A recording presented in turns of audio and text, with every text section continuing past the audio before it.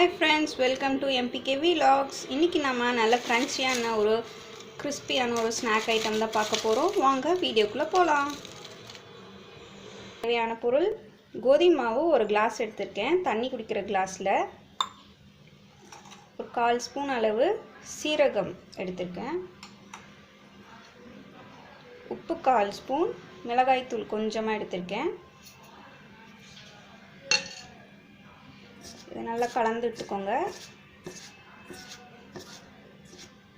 நல்லா தண்ணி ஊற்றி சப்பாத்தி மாவு பதத்துக்கு பிசைஞ்சு எடுத்துக்கலாம். மாவு நல்லா சப்பாத்தி மாவு மாதிரி பிசைஞ்சு எடுத்தாச்சு. இப்போ இதை சின்ன சின்ன உருண்டைகளாக உருட்டிக்கலாம். மாவு ரொம்ப சாஃப்டாக இருக்கணும்லாம் இல்லை, இதை நம்ம ஆயிலில் தான் ஃப்ரை பண்ணி எடுக்க போகிறோம். நல்லா சப்பாத்தி மாதிரி தேய்ச்சி ஃப்ரை பண்ணி எடுக்க போகிறோம்.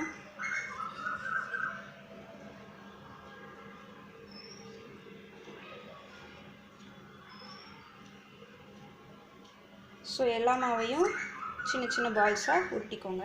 ஸோ நம்ம உருட்டி வச்ச பால்ஸை உருட்டி வச்ச சப்பாத்தி மாவு உருண்டையை எடுத்து நம்ம சப்பாத்தி மாதிரி நல்லா மெலிசாக தேய்ச்சி எடுத்துக்கலாம். ஸோ சப்பாத்தி தேய்ச்சாச்சு. இப்போ நல்லா மெலிசாக இருக்கணும்.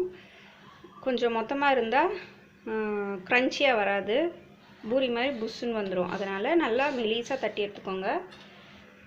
இப்போ ஒரு கத்தி எடுத்துக்கோங்க. கத்தி எடுத்து நமக்கு வேண்டிய ஷேப்ஸ் நம்ம கட் பண்ணி எடுத்துக்கலாம்.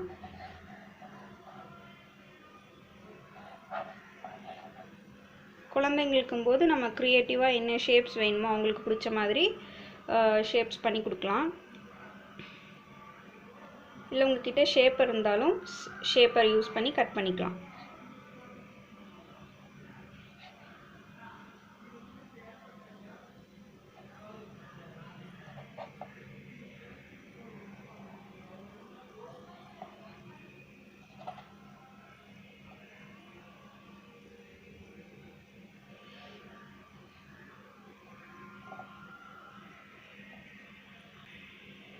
ஸோ உங்களுக்கு என்ன ஷேப் வேணுமோ அதை நீங்கள் கட் பண்ணி எடுத்துக்கோங்க.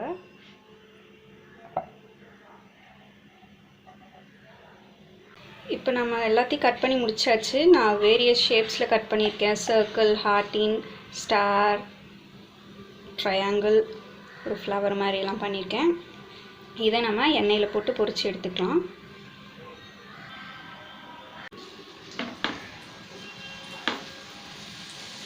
நல்லா சிம்மில் வச்சுருங்க.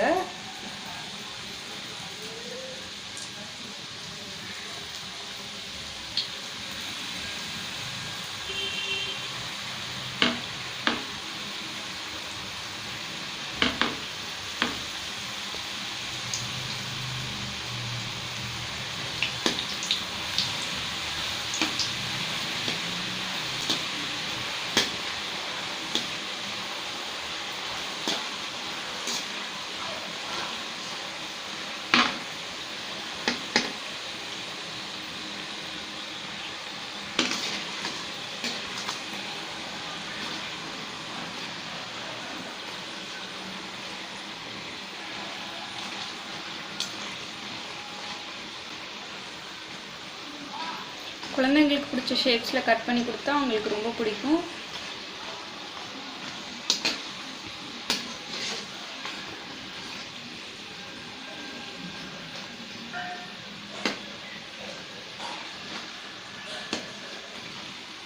இந்த ரெசிப்பியில் நீங்கள் தண்ணிக்கு பதிலாக ஜூஸ் கூட சேர்த்துக்கலாம். ஆப்பிள் ஜூஸ், பொமோகிரானட் ஜூஸ், இந்த மாதிரி பசங்க எந்த ஃப்ரூட் சாப்பிட மாட்டாங்களோ அந்த ஃப்ரூட்டை சேர்த்து கூட நீங்கள் இதை பண்ணலாம். சூடாக சாப்பிடக்கூடாது, நல்லா கொஞ்சம் ஆறின வாட்டி சாப்பிட்டா தான் நல்லா க்ரன்ச்சி ஃபீல் இருக்கும். சூடாக சாப்பிட்டா க்ரன்ச்சியாக இருக்காது.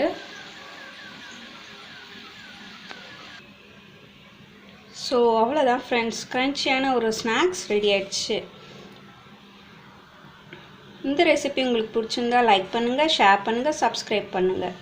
இன்னொரு ரெசிபியில் சந்திக்கலாம். பாய் பாய்.